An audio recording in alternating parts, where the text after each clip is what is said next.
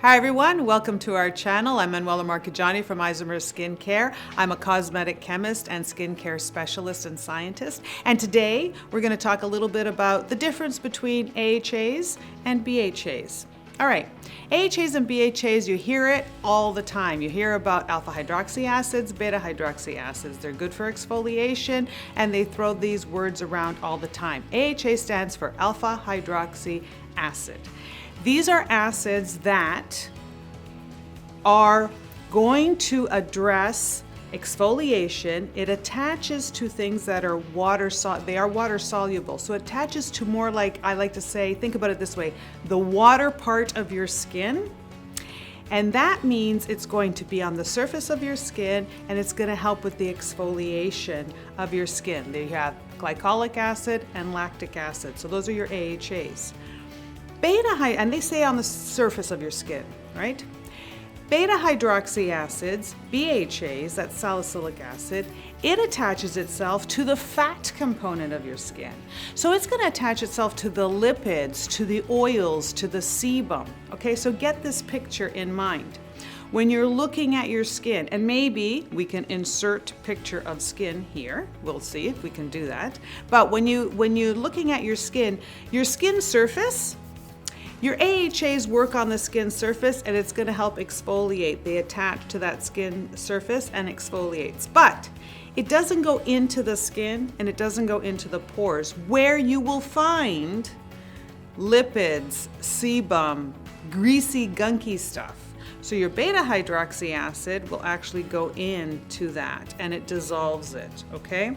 So this is the difference between the alpha and beta hydroxy acids. One is really working on the functionality of that water-soluble element. One is on the fat-soluble element.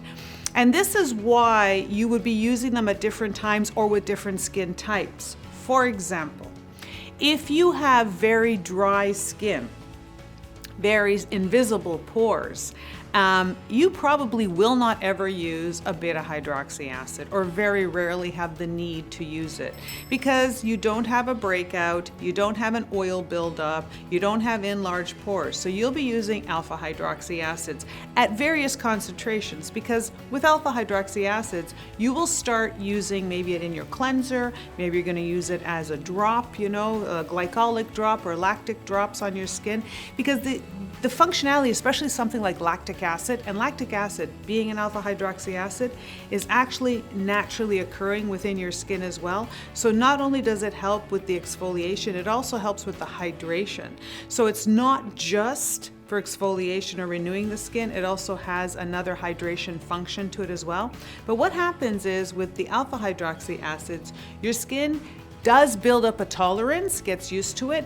So to get the same kind of effect, to wake it up a little bit, you've got to increase the concentration of alpha hydroxy acids, right? Because it gets used to it.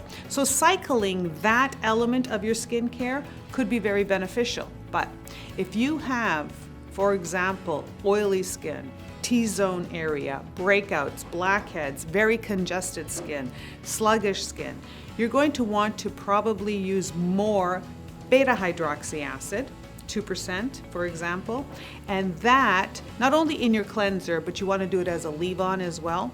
And that gives it the time it needs to get into that follicle, to get into that pore and start melting and releasing away the sebum and the oils, and then allows for the exfoliation.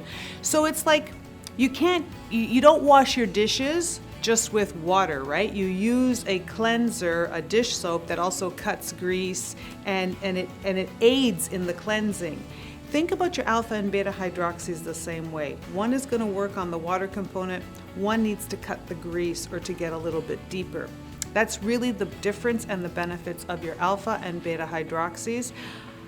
I think that most people will end up using a combination of alpha and beta hydroxys throughout your journey in life. You know, when you're a teenager, problematic skin, hormones, more oils and greasiness, you will tend to use formulas that are combining your alpha and beta hydroxys.